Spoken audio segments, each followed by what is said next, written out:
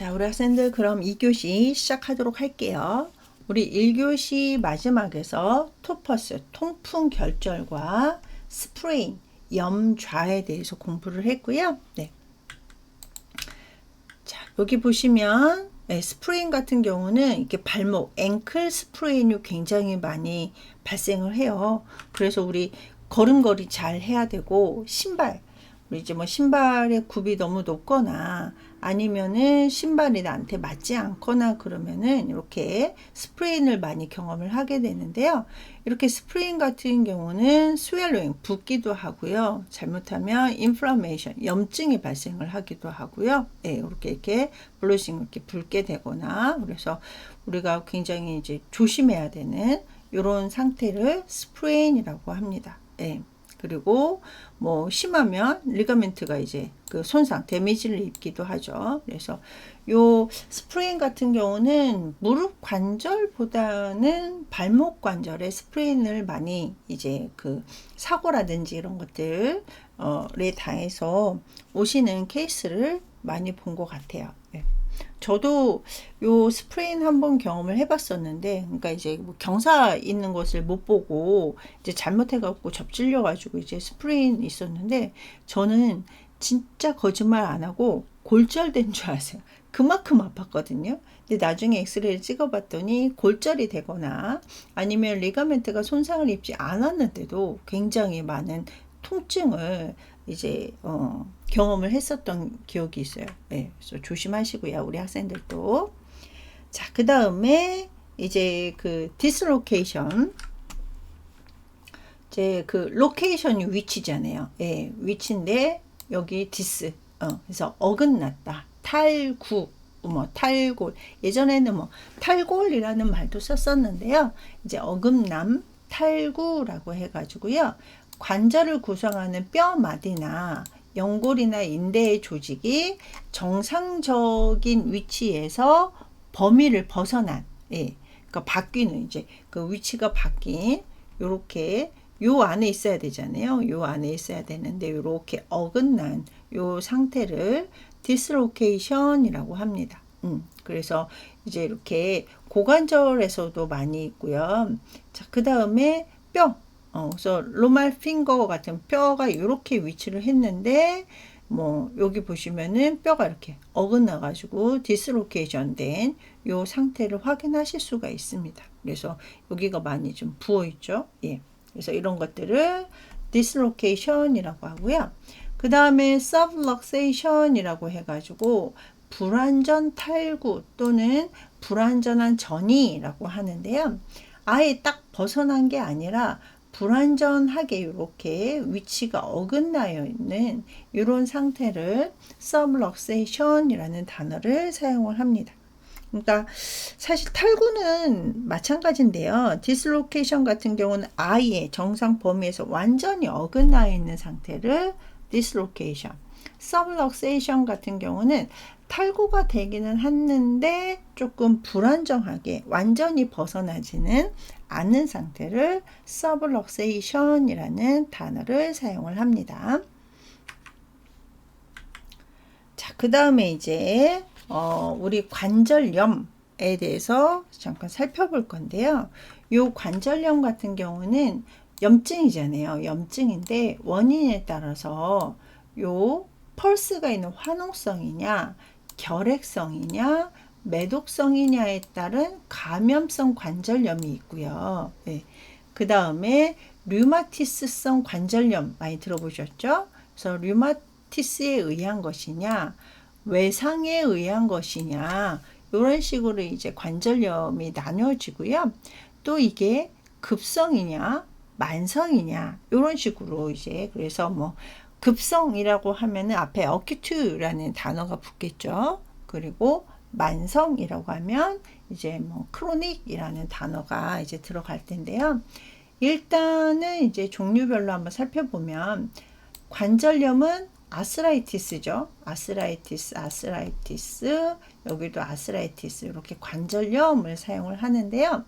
이제 펄스가 있는 화농성 관절염이냐, 그래서 우리 제닉 형성되어 있다, 파이오, 이제 그 펄스, 환웅, 그 고름 있잖아요. 이런 것들이 이제 형성돼서 관절염이 생기는 것을 환웅성 관절염, 파이오제믹 아스라이티스라는 단어를 쓰고요. 그러니까 염증이 이제 막 고름 같은 게 차 있는 이런 것들이라고 생각하시면 되고요. 자, 그 다음에 류마토이드 아스라이티스라고 해가지고 사실 우리가 관절염 하면 크게 요 류마티스성 관절염과 퇴행성 관절염으로 나뉘는 게 기본이잖아요. 그래서 류마티스성 관절염 같은 경우는 일단은 만성 질환인데요. 원인이 불명확하기 때문에 그래요. 원인이 불명확하니까 급성적으로 치료하기가 어렵단 말이에요. 그래서 원인 불명이나 그 다음에 이제 자가 면역 질환. 그래서 우리가 이제 대표적인 자가 면역 질환 중에 하나가 이 류마티스성 관절염이죠.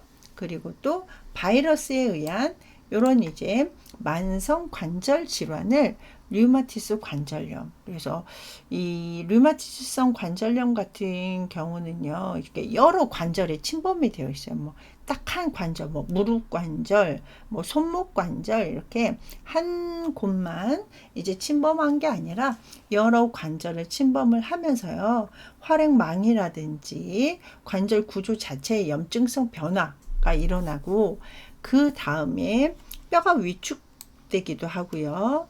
말기에는 그러니까 류마티스성 관절염 같은 경우도 증상 치료를 잘 해야 되거든요. 그래서 대증요법을 많이 하는데 요게 이제 계속 시간이 지나면서 뼈가 변형이 되기도 하고요.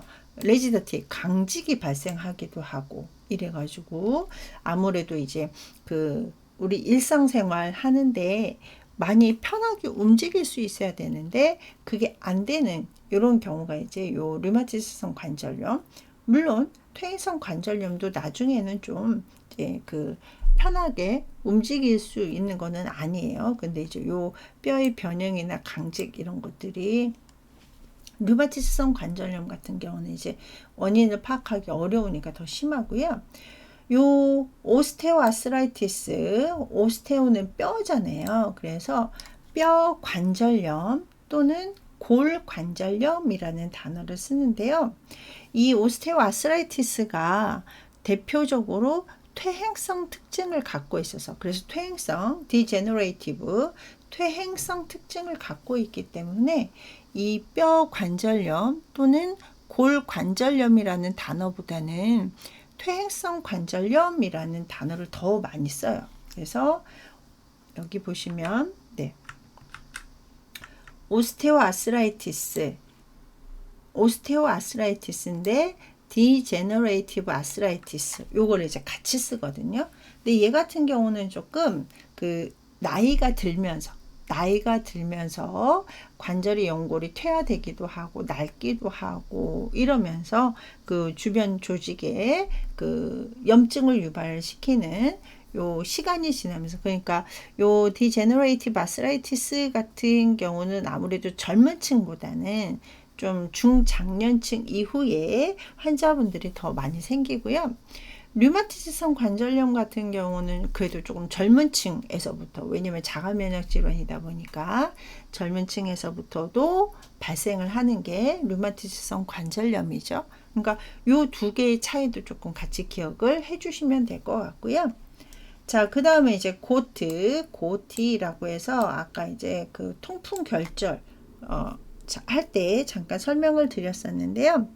요 통풍 같은 경우는요, 그 팔, 다리 관절에 심한 염증이 이제 생겼다, 조금 나아졌다, 막 이러면서 되풀이 되면서 생기는 요산 덩어리가 이제 생기는 것들을 침착되는 것을 고트, 이제 통풍이라는 단어를 사용을 합니다. 그래서 요 고티 같은 경우는 앞에서 제가 조금 사진으로 보여드렸더고요. 자, 그 다음에 frozen shoulder라고 해가지고 우리 50견 많이 들어보셨을 거예요. 예, 50견 왔다. 그래서 뭐 50이 되면 이제 그 아무래도 팔을 제대로 못 들고 어깨에 통증을 있고 운동 제한이 있고 이런 것들을 50견이라는 단어를 사용을 하는데요. 용어로는 frozen이라고 해서 동결, frozen shoulder라고 해서 동결견이라는 단어를 사용을 하고요. 굳은 어깨라는 단어를 사용을 합니다. 그래서 어깨 관절낭하고 말초 관절 연골 사이에 이제 유합성으로 염증이 생기면서 어깨가 아프고 이제 막 통통 심하고 그 다음에 이제 경직돼서 운동이 제한이 되는 것을 그러니까 우리가 흔하게 얘기하는 오십견은 frozen shoulder라는 단어를 사용을 합니다. 그래서 뭐 오십견 예방하기 위해서는 뭐 이런 운동을 해야 된다 이런 얘기 많이 들어보셨을 거예요. 자, 그 다음에 여기 보시면 테니스 엘보우라는 단어 많이 들어보셨죠? 예, 그래가지고 뭐 테니스라든지 골프 같은 운동을 할 때 때리는 순간에 요 팔굽 관절 안쪽에 이제 힘을 받아가지고 통증을 일으키는 이런 것들을 테니스 엘보우라고 하는데요. 여기 보시면 휴머랄, 라테랄, 에피콘딜라이티스라고 해가지고요. 요거는 팔꿈치, 측면성, 외상과염이라고 되어 있어요. 그래서 주 관절에 생기는 요 팔목 관절에 생기는 가장 흔한 퇴행성 텐던의 염증인데요. 그래서 아까 말씀드렸다시피 이제 테니스를 치시거나 골프를 칠 때 그 딱 공이 맞는 순간 공을 때리는 순간에 통증을 느끼는 것을 요게 뭐 그래서 외상과염이라고도 하고요. 뭐 외측 상과염이라고도 하고 근데 이제 앞에 있는 단어가 길기 때문에 그냥 테니스 엘보우라는 단어를 많이 씁니다. 그래서 테니스 엘보우 같은 경우는 외상과염, 외측 상과염이라고 하고요. 자, 그 다음 이제 카팔, 팔목의 터널 신드롬, 그래서 팔목 터널 증후군이라고 해가지고 이거 손목 같은 경우 주로 이제 중년 여성에 많다라고 하는데 우리 엄마들 보면 손목 아파가지고 막 손목을 이렇게 털기도 하고 그러시잖아요. 예, 그것을 카팔 터널 신드롬이라고 하는데요. 요 손목에 위치한 인대, 뼈, 힘줄로 덮여 있는 터널을 형성하는 요 팔목 터널의 내부에 있는 신경, 정중신경의 압박으로 인해 가지고 요 통증을 느끼는 것을 이제 그 팔목 터널 증후군, 그래서 이제 손목이 아픈 이런 특징을 갖고 있고요. 자, 그 다음에 강그리온이라고 해서 결절종 또는 신경절이라고 하는데요. 손목에 요 텐더 힘줄로부터 생기는 주머니송 그 응어리쥐였다라고 하잖아요. 예, 그런 것들을 이제 신경절, 강그리온이라는 단어를 사용을 합니다. 자, 그 다음에 이제 버니언이라고 해가지고, 네, 엄지 건망류라고 해가지고요. 네, 그래서 요거 같은 경우는 이제 잘 맞지 않는 신발로 인해 가지고 계속 우리 신발 하면 엄지 발가락 쪽이 이렇게 부어오르는 이런 사람들 보셨을 건데 좀 이따가 제가 사진도 보여드리기는 할 건데 그래서 우리 이제 앞에서 스프레인 그 염좌할 때도 잘 맞는 신발 신어라, 너무 높은 신발 신지 마라 라고 했는데요. 요즘 이제 이렇게 약간 뭐라고 해야 되나요? 폼생폼사. 네. 그래서 신발이 나한테 좀 맞지는 않는데 그래도 뭐 코디 때문에 어쩔 수 없이 이렇게 막 계속 중복해서 신게 되면은 이렇게 버니언, 엄지 건망류가 또 발생을 하기도 합니다. 자, 그러면 사진으로 한번 볼까요? 네. 우리 보면 네. 테니스 엘보라고 해가지고 이렇게 테니스 딱 공을 치면서 그 외측 라테랄 측면 쪽으로 해가지고 에피콘딜라이티스 그 상과염이 발생하는 요 상태를 이제 테니스 엘보라는 단어를 사용을 하고요. 자, 그 다음에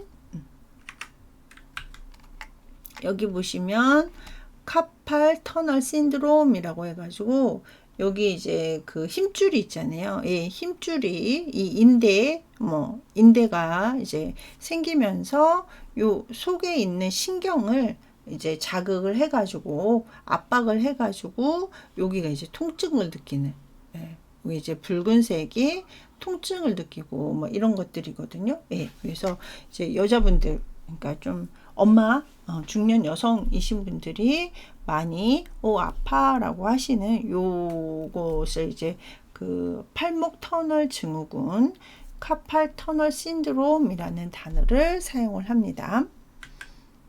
자, 그 다음에 이제 강그리안 신경절이라고 해가지고 여기 보시면 이렇게 주머니 모양으로 이렇게 뭔가 응어리가 진 것을 겉으로는 이렇게 볼록 튀어나온 이런 것들을 보실 수가 있는데, 이것도 은근히, 예, 보면 그 많아요. 예. 이렇게 해가지고 손목에 이렇게, 그래서 이거 뭐 특별히 증상은 없어요 라고 하는데 이렇게 볼록 튀어나온 이런 것들을 신경절이라는 단어를 사용을 합니다.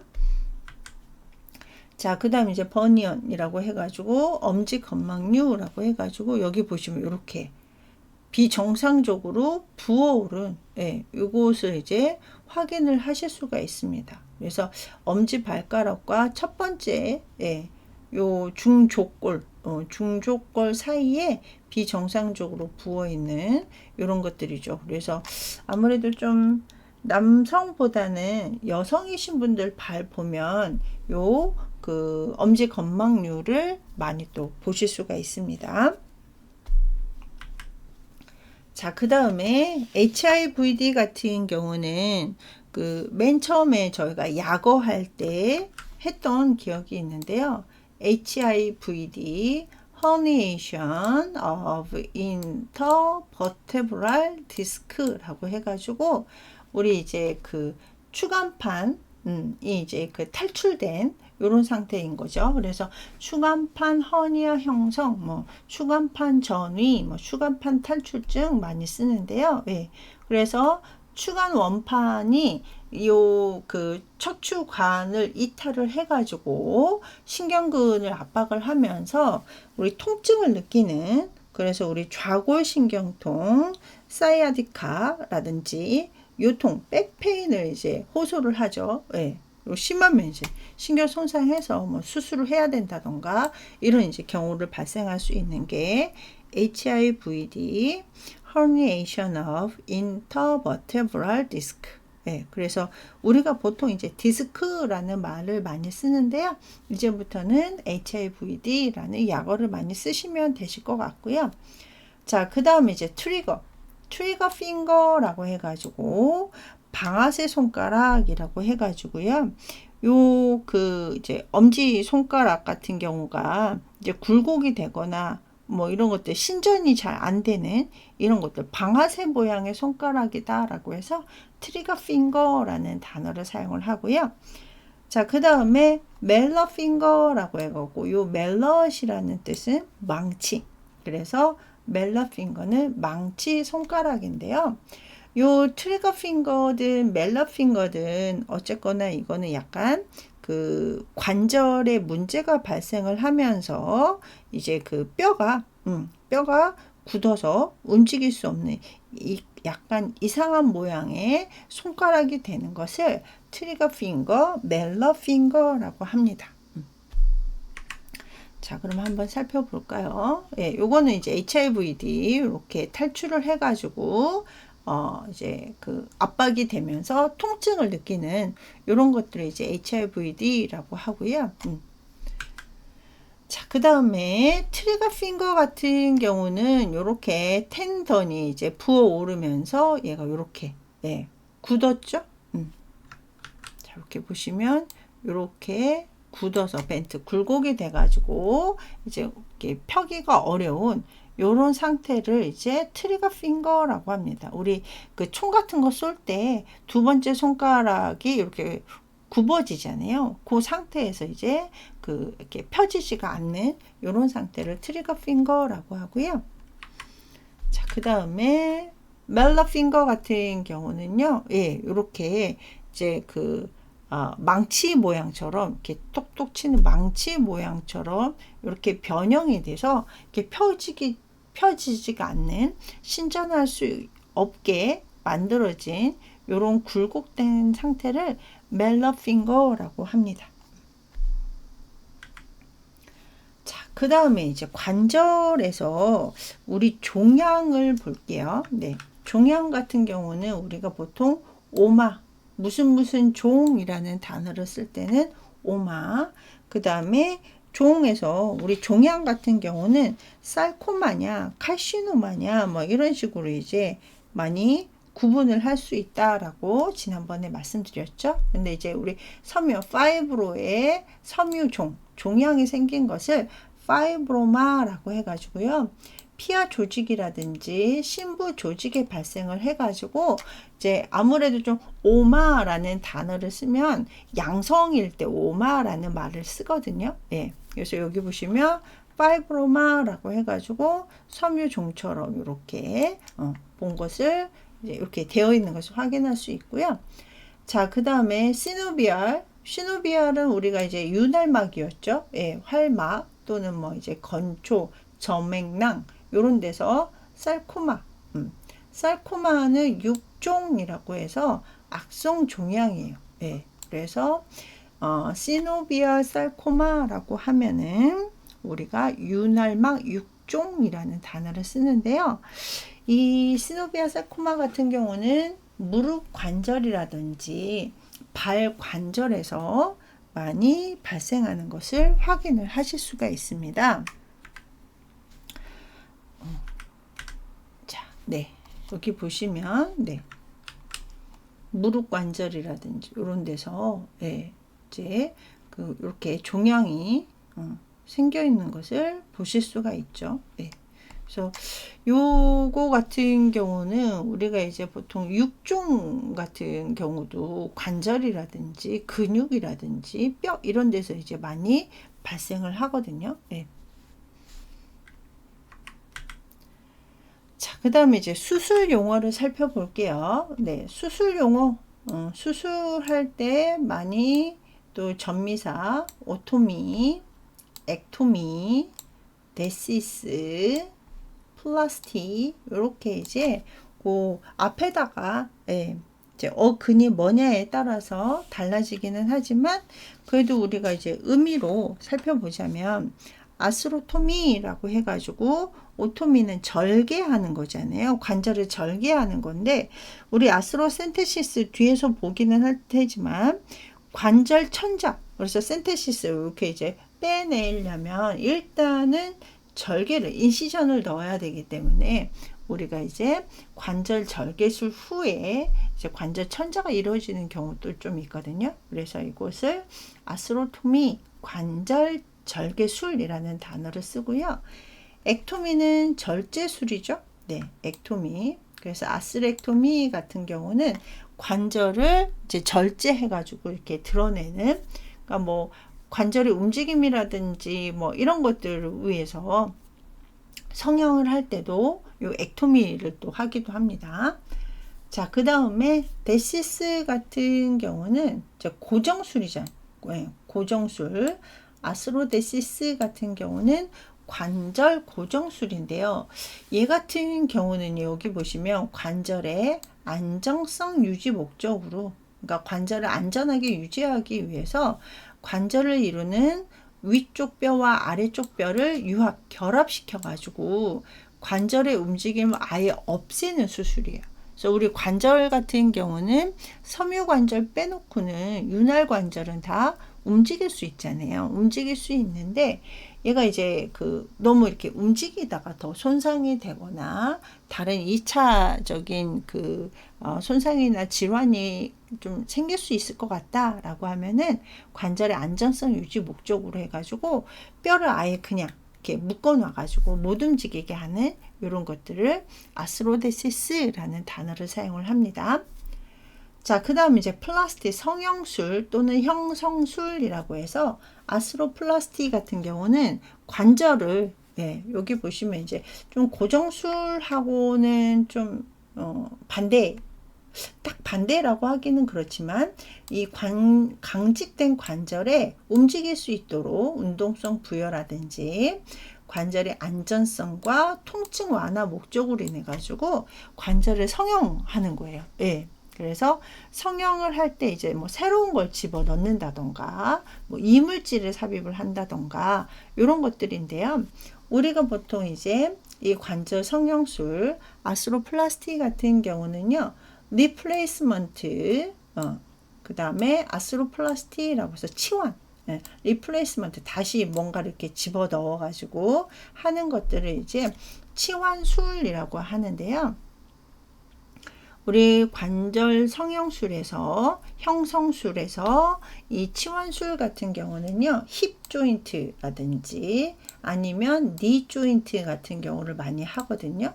그래서 엉덩이 관절, 그래서 뭐 우리 인공 관절이라는 말을 들어보셨을 거예요. 그렇게 할 때 이제 우리가 뭐 여기 보시면 약어로 TH 토탈 힙 리플레이스먼트 아스로플라스티 또는 니 토탈 니 리플레이스먼트 아스로플라스티라고 해가지고 이렇게 약어를 사용을 하는데요.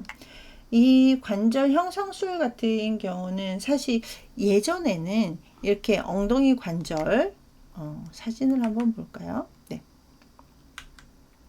이 엉덩이 관절 같은 경우는 여기 고관절 골절이 됐다던가 그래서 나이 드신 분들 낙상 주저앉으셔 가지고 여기가 이제 이렇게 프랙처 골절이 됐을 때 그래서 예전에는 좀 이렇게 다시 요 인공 관절을 집어넣거나 이런 것들이 흔하진 않았었어요. 근데 요즘은 이제 삶의 질을 높이기 위해서 하루라도 편안하게 본인이 움직일 수 있도록 우리가 조절을 하기 위해서 좀 연세 있으신 분들도 이 THRA를 또 수술을 하기도 하더라고요. 그러니까 이제 시간이 변하면서 또 의학이 많이 발달을 하고 환자분들의 영양 상태라든지 건강 상태가 예전에 비해서는 좀 좋아지다 보니까 요 엉덩이 관절 치환술도 나이하고 상관없이 이렇게 이제 소켓 조인트인 거죠. 그래서 여기다가 이렇게 소켓 볼 집어 넣어 가지고 이제 좀 이렇게 잘 움직일 수 있도록 그러니까 이게 여기가 이제 골절이 되면 이제 움직이지도 못하고 막 이렇게 막 약간 크래클 소리도 나고 막 그러거든요. 근데 요즘은 이제 나이 들어서도 많이 해 주시더라고요.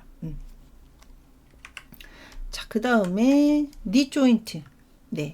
그래서 무릎 관절도 여기 보시면 이제 다 오스테오아스라이티스 우리 이제 골 관절염이죠. 퇴행성 관절염이 와가지고 이제 움직이기도 어렵고 또 이제 통증 때문에도 잘 안 움직이시려고 그러시거든요. 요럴 때 이제 요 티비아의 쉐이브 헤드를 이제 절단을 하고 그 다음에 새로운 것을 이렇게 집어 넣어 가지고 전에는 이렇게 돼가지고 이제 아파서 움직이지 않거나 아니면은 이제 그 앵킬로시스 광직증이 와가지고 못 움직인 이런 것들을 이렇게 치환술을 통해 가지고 편하게 움직일 수 있도록 만들어주는 이런 것들을 그냥 큰 의미에서는 아스로플라스티라고 해서 관절 형성술이라는 단어를 사용을 하고요. 그 다음에 거의 대부분 관절 형성술, 관절 성형술 같은 경우는 엉덩이나 무릎을 이제 주로 많이 하게 돼요. 그래서 힙 조인트냐, 립 조인트냐, 그리고 치환술 같은 경우는 리플레이스먼트 아스로플라스티라는 단어를 사용을 하게 됩니다.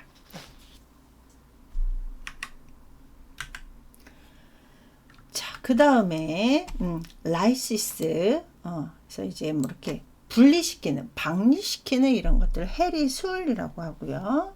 자, 그 다음에 플라스틱, 그 다음에 뭐 아티큘레이션이라고 해가지고 이단술, 그 다음에 앰푸테이션 뭐 이런 것들이 있는데요. 뭐 데시스 뭐 이런 것들이 있는데 좀 하나씩 살펴보자면 아스로라이시스라고 해가지고 이게 유착된 붙어 있는 관절 부분을 수술적으로 이렇게 떼내는, 그러니까 이제 떨어져 있어야 되는데 유착이 돼서 붙어 있는 것들을 이제 박리시키는 이런 것들을 관절 해리술이라는 단어를 사용을 하고요. 자, 그 다음에 이제 캡슐. 네, 캡슐 이제 관절낭이죠. 네, 그래서 캡슐로 플라스티 같은 경우는 관절낭에 이제 어떤 것을 이제 새로 형성을 한다던가 뭐 이렇게 성형을 해가지고 본 모양으로 만들어주는 이런 것들을 캡슐로 플라스티라고 하고요. 그 다음에 이제 여기 disarticulation이라고 해가지고요. 관절 부위의 절단이나 분리시키는, 그러니까 이제 분리시키는 이런 것들을 관절 이단술이라는 단어를 사용을 합니다. 자, 그 다음에 앰푸테이션. 앰푸테이션은 진짜 많이 쓰는 단어죠. 그래서 이제 절단하는 거, 예, 그래서 뼈를 자르거나 제거하는 것을 앰푸테이션. 그래서 우리 뭐 말단 부분에 치유가 불가능한 뭐 이런 이제 뭐 질병이 생겼거나 아니면은 그것 때문에 몸 전체에 문제가 발생할 수 있을 것 같다. 그러면 이제 절단을 하게 되죠. 예. 그 다음에 이제 아스로데시스 관절 고정술 또는 관절 유합술이라고 앞에서도 잠깐 했었죠. 데시스 고정술 또는 유합술. 그 다음에 이제 아까 이제 버니언 엄지 건막류에서 액션이라고 해가지고 예, 절제술. 그래서 아까 이렇게 부풀어 오른 것을 보셨을 거예요. 예, 그래서 그런 것들을 절제하는 이런 수술이 있고요. 그 다음에 네, 센테시스 천자죠. 그래서 아스로센테시스 같은 경우는 관절액을 뽑아내 가지고 검사하는, 이제 검사를 하거나 치료 목적으로 하는 것들을 아스로센테시스라고 해가지고요. 얘 같은 경우는 이제 아스로토미를 관절 절개술을 하고 센테시스를 하기도 하고요. 아니면 그냥 니들을 이제 넣기도 하고 그렇습니다. 자, 그 다음에 이제 레피, 네, 봉합술, 꿰맴술. 그래서 우리 테노레피라고 해서 힘줄, 건을 텐던이라고 하잖아요. 그래서 테노레피 같은 경우는 힘줄을 꿰매는 이런 수술 방법을 테노레피라는 단어를 사용을 합니다. 자, 그러면 우리 여기까지 하고 또 잠시 쉬었다가 3교시 시작하도록 하겠습니다.